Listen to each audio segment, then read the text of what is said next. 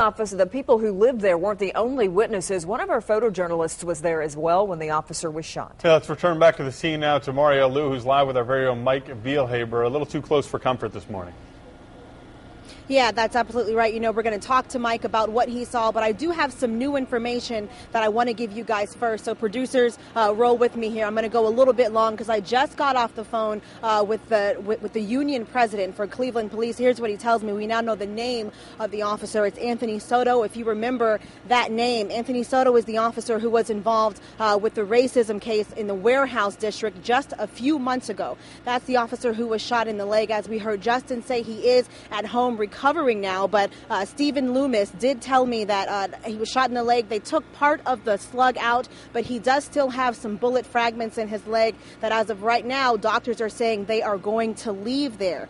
We do know that when they rolled the suspect over, the suspect was killed here on the scene. When they rolled him over, they found 4 of his own slugs underneath his body, which Steve Loomis says gives them a great case, as if they needed more for what's happened here, because it shows intent. We also know a little bit more about some of the shooting that happened here. The suspect shot at a 2nd District police car as officers from the 2nd District were trying to respond. And get this, a bullet came 4 inches from the light bar, which is about 4 inches from where the police officer's head is when they're in the car. So we could have had a police officer fatality here on the scene. Thankfully, though, that was not the case. The suspect used a MAC-9 with 30 rounds. And Steve Loomis tells me that the suspect was wearing this gun like a necklace. He said that he tied a shoestring through the front and the back of the gun and was wearing it around his neck while he was shooting at the officers. That's brand new information. I just got off the phone right now. Now, joining me live now as you hear what happened, and that really kind of gives you a sense of what the scene was like. Mike Vielhaber was right in the middle of all this when all of this was going on. Mike, what can you tell us? Well, I started at 83rd and Lorraine. We've all been over the 3 shots were fired at the officers over there. Now we're learning that, you know, they was shot near the head in the police car.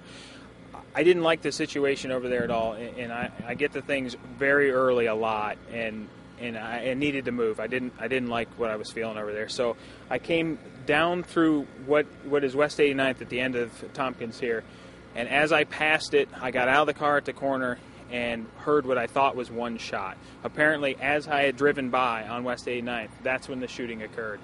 I got out. I heard a lot of profanity, people screaming. I likened it to someone kicking an anthill open. There was police everywhere, and you know, immediately I heard, "We're taking him to Metro." They were jumping in the cars, and you know, I rushed to Metro with the officers to see what I could learn there, and thankfully the officer was okay. You know, gunshot to the leg, and you know, I've been to a lot of things very early on, and this was the most intense situation I've ever had myself in.